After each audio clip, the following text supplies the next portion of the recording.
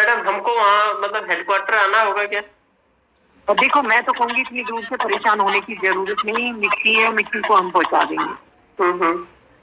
क्योंकि अब फायदा नहीं बेटा यहाँ आने का तब फायदा हो। बाकी मेरी तरफ से कोई जबरदस्ती भी नहीं है, आपका आने को दिल है आ सकते हो, लेकिन आने पे परेशान होंगे। हमको बॉडी भेजनी है, हम बाय एयर भेज देंगे। राजस्थान जयपुर पहुंचने पे वो बाय रोड गाड़ी छोड़ के तुम्हारे घर तक सब काम सीआरपी करेगी, टेंशन मत लो। कितना टाइम लगेगा मैडम? मतलब देखिए अभी तो पुलिस का मामला है, वो शाम हो जाए रात हो जाए पोस्टमार्टम। जय हिंद, जय भारत, वंदे मातरम। मैं रविंद्र फौजी। सबसे पहले मैं आज आपको एक ऑडियो सुनाता हूं सीआरपीएफ का। पहले आपको मैं कुछ खास पॉइंट उसमें सुनाता हूं। सीआरपीएफ की एक मैडम,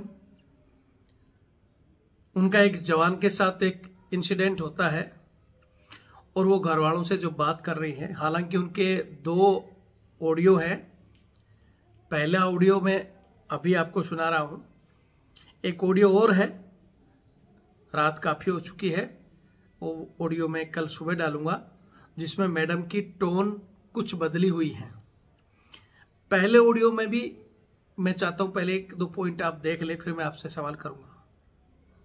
आप घर पे कुछ ऐसे कि भाई मतलब पैर में चोट लगा है, कुछ ऐसे करके मैनेज कि वो हॉस्पिटलाइज है, तो मैडम हम लोग संभाल सके, ऐसा कुछ एक बार आप बात कर लेते तो मैडम। मैं किसको संभाल लेंगे? वाइफ को तो हमने बता दिया। तो मैडम वही है, मतलब आप एक बार उनकी मतलब भाभी जी को फोन करके ये ऐसा मतलब थोड़ा सा बात कर फोन नहीं बेटा, देखो हम झूठ नहीं बोलेंगे इस मामले में। हमने वाइफ से बात कर लिया, उनको बता दिया कि भाई आपके हस्बैंड ने अपने आप को गोली मार ली है, और तो उनको तो यहाँ लाना भी मत बेटा। नहीं मैडम, ऐसा तो। ये ऑडियो आपने सुन लिया होगा।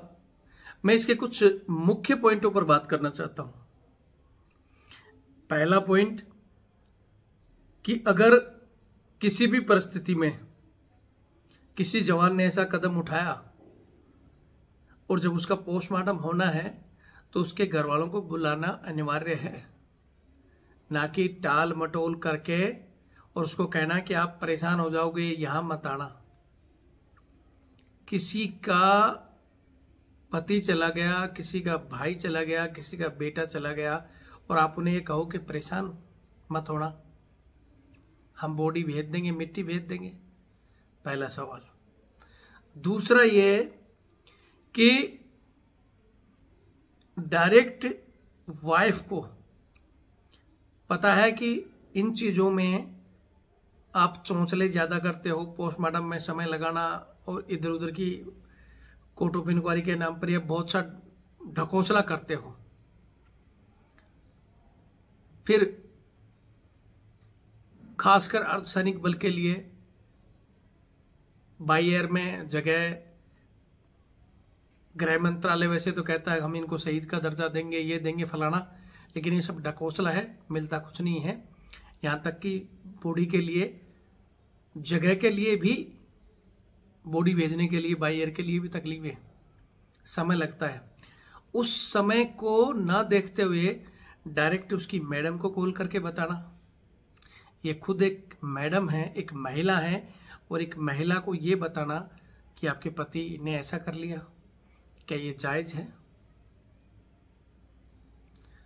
तीसरी बात, उन्हीं से कहना कि भाई ये बीमार थे, फलाना ढिकड़ा। ये नहीं बताएंगे कि जो उनके परिवार से मुझे पता चला कि रात 9, साढ़े 9 बजे तक इनकी बात हुई और ये सब खुश थे, कोई घर की तरफ से इनको प्रॉब्लम नहीं, 15 दिन पहले ही छुट्टी काट के गए थे।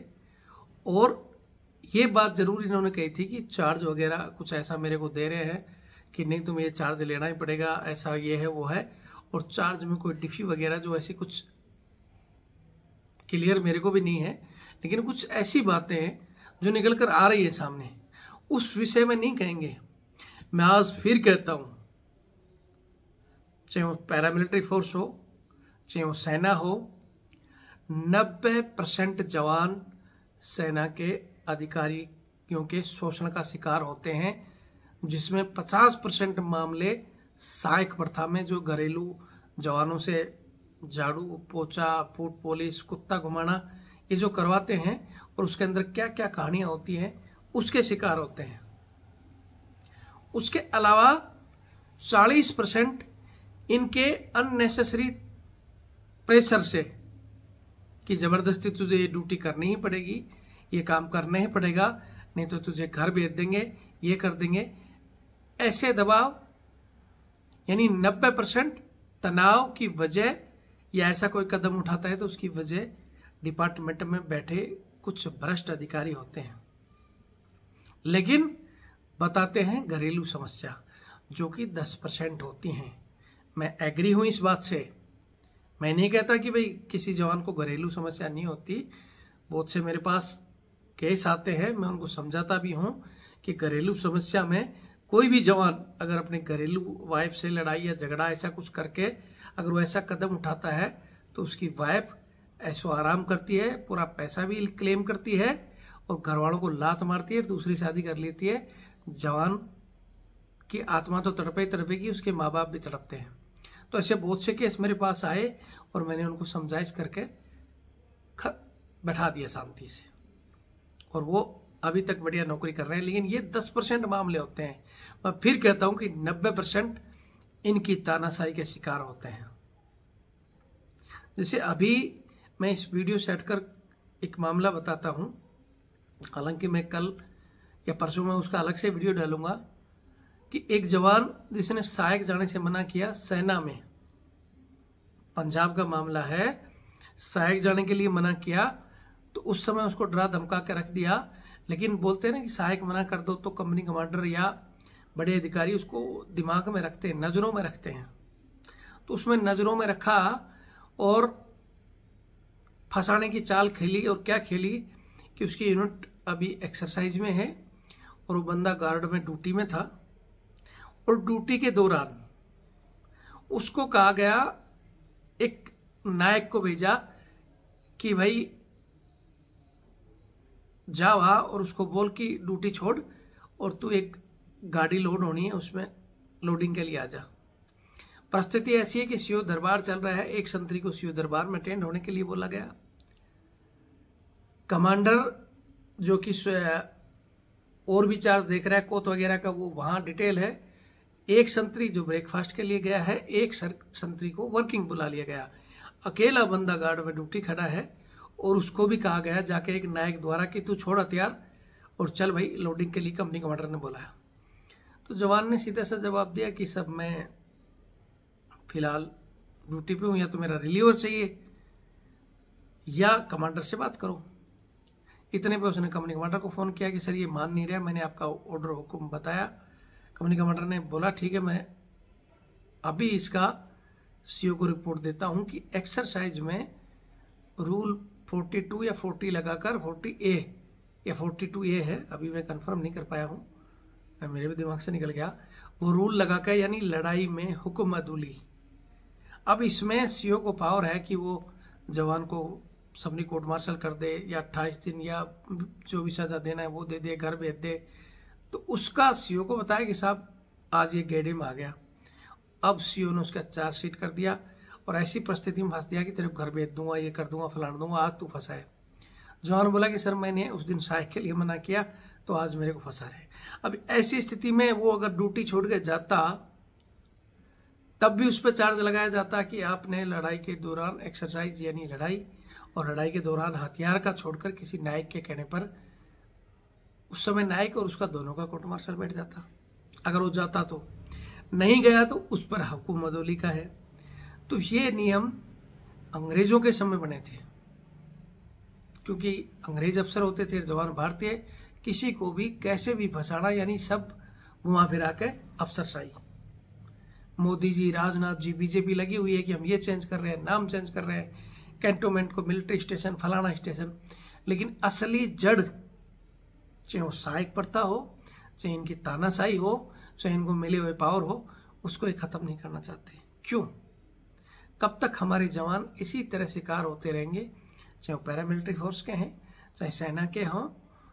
कब तक? मैं फिर कहता हूं बार बार कि हमारे जवान 1857 की क्रांति की तरह 5 साल चिल्लाते हो गए, रविंद्र फौजी का साथ दिए होते तो कब का ये चीजें मैं शायद तब्दील कर चुका होता, बड़ी क्रांति ला सकता था। लेकिन हमारे भी वो आरोपी ढूंढते हैं, कोई पुरानी पेंशन ढूंढता है, कोई कुछ ढूंढता है, मतलब सब सिर्फ बोलते हैं ना कि लंगोटे के पीछे भाग रहे हैं। इस तरह की घटनाओं के पीछे नहीं भाग रहे कि फोर्स में कितने लोग नौकरी छोड़ रहे हैं, पैरामिलिट्री फोर्स की खासकर सीआरपीएफ में कितने नौकरी छोड़ रहे हैं, कितने सेना में वॉलंटियर हैं, कितने भाग रहे हैं, कितने को प्रताड़ित किया जा रहा है, कितना आंकड़ा है डेथ रेशो का, कोई देख रहा है? घर वालों को लालच बाद में दिया जाता है, रिकॉर्डिंग में सुनाऊंगा कि ये मिलेगा, फलाना मिलेगा, वो भी चुप।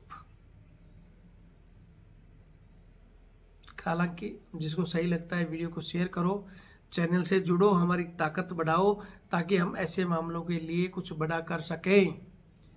नहीं तो फिर इंतजार करो कि कल आपकी भी बारी होगी। जय हिंद, जय भारत, वंदे मातरम। वीडियो लंबा हो चुका है, अब इसकी रिकॉर्डिंग और रात भी हो चुकी है, बची हुई कल रिकॉर्डिंग और आगे की सारी चीजें मैं कल डालूंगा, क्योंकि मुझे पता है इतना सब कलेक्टर बने बैठे हैं, 3 घंटे की फिल्म देखना और चीज देखना सबके ऊपर है, लेकिन इन चीजों के लिए समय नहीं है, क्योंकि हमें पता चलता है वीडियो के जरिए कि कितने लोग कितना परसेंटेज तक देख रहे हैं। तो वही है कि जब फंसती है ना, जब खुद का बच्चा, खुद का भाई, खुद का पति होगा ना, तो रविंद्र फौजी याद आएगा। बाकी रविंद्र फौजी तो ऐसे ही करता है, सिर्फ पैसे बढ़ने से, ये बढ़ने से कोई नहीं देखता है। ठीक है, इंतजार करो। जय हिंद, जय भारत, वंदे मातरम।